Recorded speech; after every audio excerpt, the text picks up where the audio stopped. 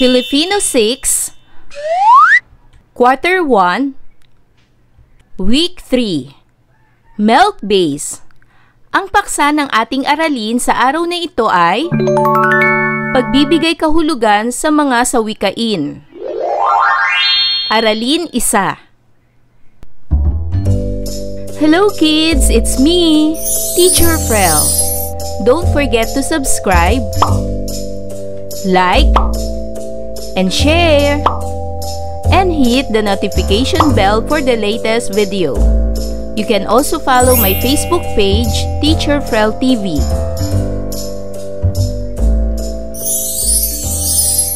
Kumusta sa inyong mga bata? Sa araw na ito ay pag-aaralan natin sa asignaturang Filipino ang pagbibigay kahulugan sa mga sawikain. Para sa most essential learning competencies, nabibigyang kahulugan ang sawikain na napakinggan. Pagkatapos ng inyong pag-aaral, ikaw ay inaasahang: una, nakikilala ang mga sawikain sa mga pahayag. At pangalawa, nabibigyang kahulugan ang sawikain. Bago natin lakbayin ang module na ito, ay magkakaroon muna tayo ng paunang pagtataya. Sikapin mong sagutin ang mga katanungan upang mataya kung ano ang mga dapat mo pang malaman sa mga susunod na pag-aaral. Subukin ninyo ang pagsasanay na ito. Piliin mula sa kahon ang angkop na mga sawikain upang mabuo ang kaisipan ng talata. Isulat ang tamang sagot sa iyong sagutang papel. Basahin ang mga sawikain na nasa itaas na bahagi at pagkatapos ay sagutan na ang mga nawawalang sawikain sa talatang ito. Umpisahan na natin mga bata. Si Aling Marta ay itinuturing na ilaw ng tahanan ng mga naulila ni Aling Sion. Kapag nakaririnig ito ng hindi maganda, ay madali itong masaktan sapagkat masyado itong balat sibuyas at mababaw ang luha. Ngunit sadyang bukas palad si Aling Marta kaya hindi ito nag-atubiling tanggapin ang mga naulilang anak ni Aling Sion. Talagang bukal sa loob ang pagtulong nito lalo na sa mga walang makain at mga mahapdi ang sikmura at may daga sa dibdib dahil nag-iisa na sa buhay. Matandang dalaga man si Aling Marta, ngunit may ginintuang puso ito. Marami rin siyang karanasan sa buhay kaya itinaga sa bato ang pagtulong. Kapag may humihingi ng saklolo, tiyak na sa isang kisap mata ay darating si Aling Marta. Ayan mga bata, naunawaan niyo ba kung ano ang sawikain? Ngayon ay dumako na tayo sa ating aralin. Ano nga ba ang sawikain? Ang sawikain ay isa sa mga nakasanayang gamitin ng ating mga ninuno sa tuwing sila ay nagkukwento. Ito ay nagdadagdag ng ganda sa anumang kwentuhan na ngayon ay unti-unti nang nakakalimutan sa paglipas ng panahon. Narito ang mga halimbawa ng sawikain at kahulugan nito. Una, abot tanaw. Ang ibig sabihin nito ay naaabot ng tingin. Pangalawa, amoy pinipig. Ang ibig sabihin nito ay mabango o nagdadalaga. Anak pawis. Ang ibig sabihin naman nito ay karaniwang tao. Pang-apat, huling baraha. Ibig sabihin ay natitirang pag-asa. Parehong kaliwa ang paa. Ang ibig sabihin nito ay hindi marunong sumayaw. Basang sisiw. Ang ibig sabihin ay kaawa-awa o inaapi. Bukas ang palad. Ibig sabihin ay matulungin. Itaga sa bato. Ibig sabihin ay tandaan. Magbanat ng buto. Ibig sabihin ay magtrabaho. May gintong kutsara sa bibig. Ibig sabihin ay mayaman. Balitang kutsero. Ibig sabihin ay balitang hindi totoo.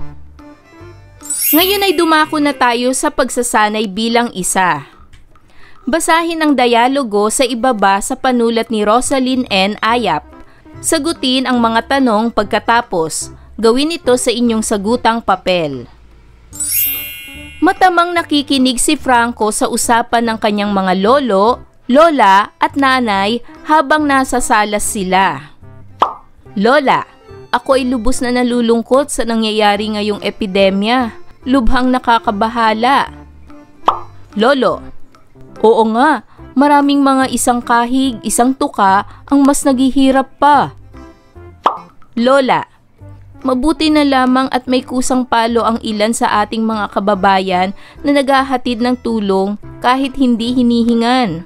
Hindi katulad ng ilang politiko ngayon dito sa atin na nagtetengang kawali sa hinaing ng mga tao.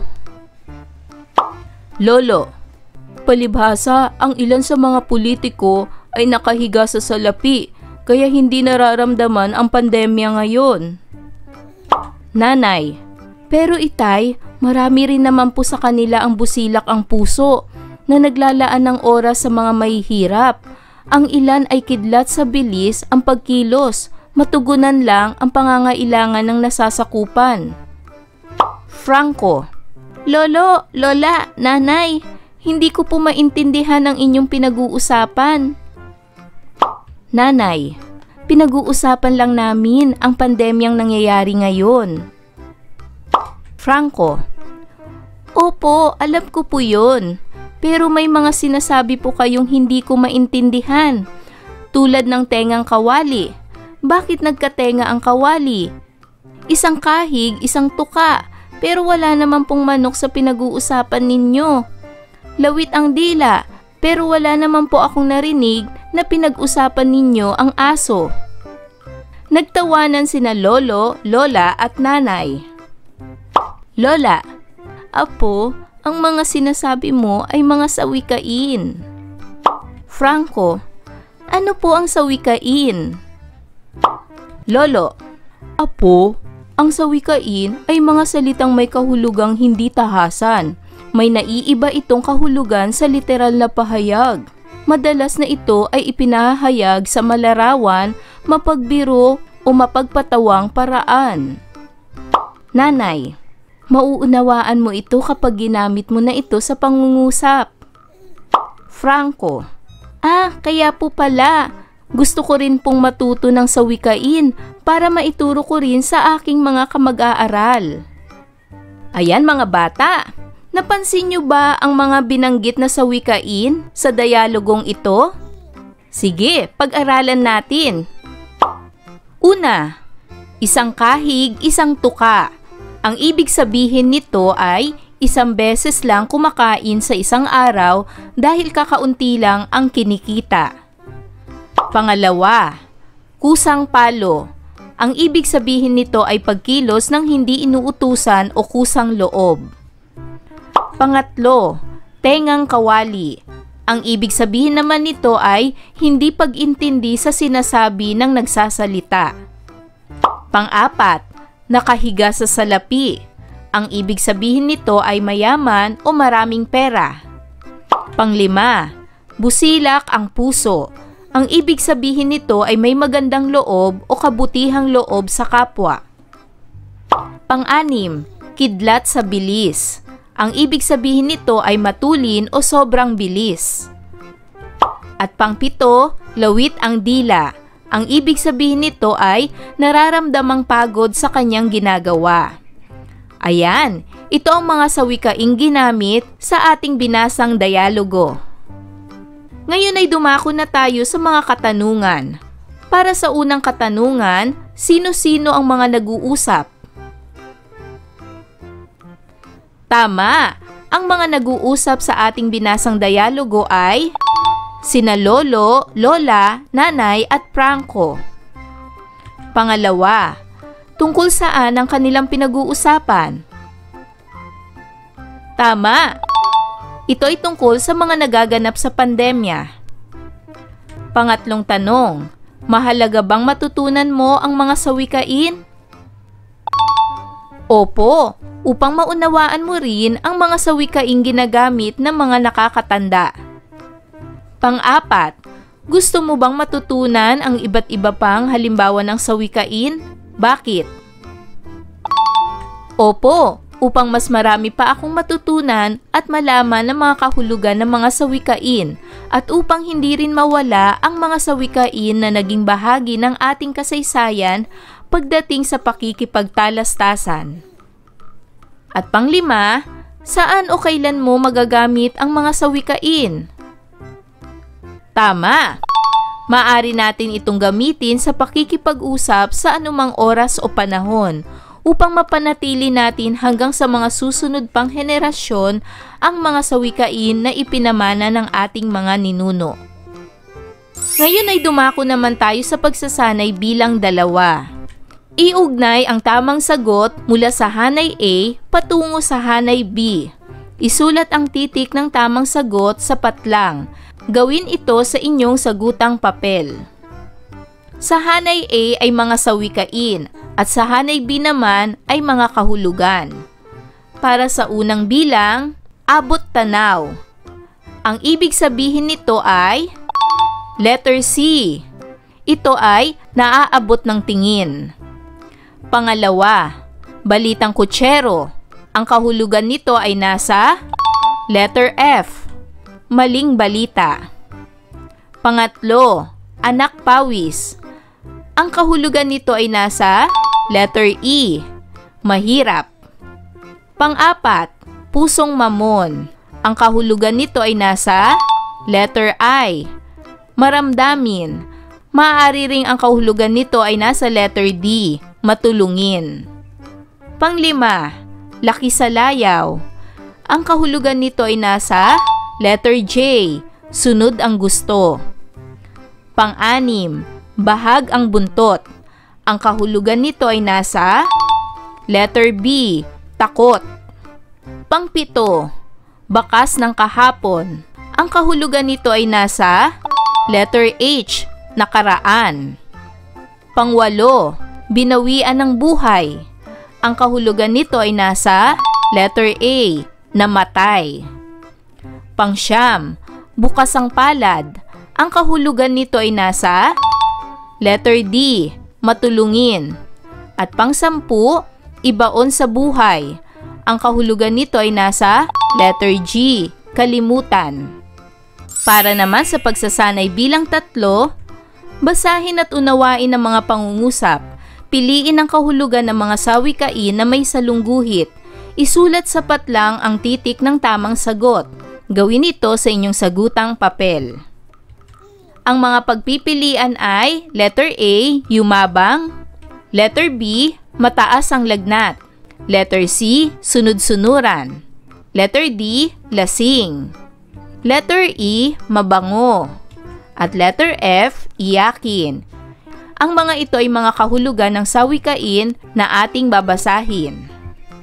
Para sa unang bilang, sumusuray-suray na naman si Aris. Tiyak na siya na naman ay amoy chiko. Ang sawikaing nakasalungguhit ay amoy chiko. Ano ang kahulugan nito? Magaling! Ang kahulugan nito ay nasa letter D. Ibig sabihin ay lasing.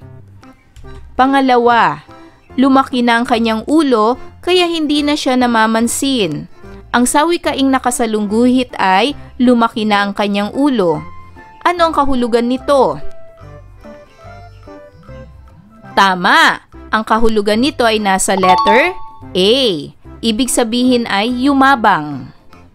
Pangatlo, si Kyla ay mababaw ang luha kaya siya ay laging nasa loob ng kwarto at pinipiling mag-isa.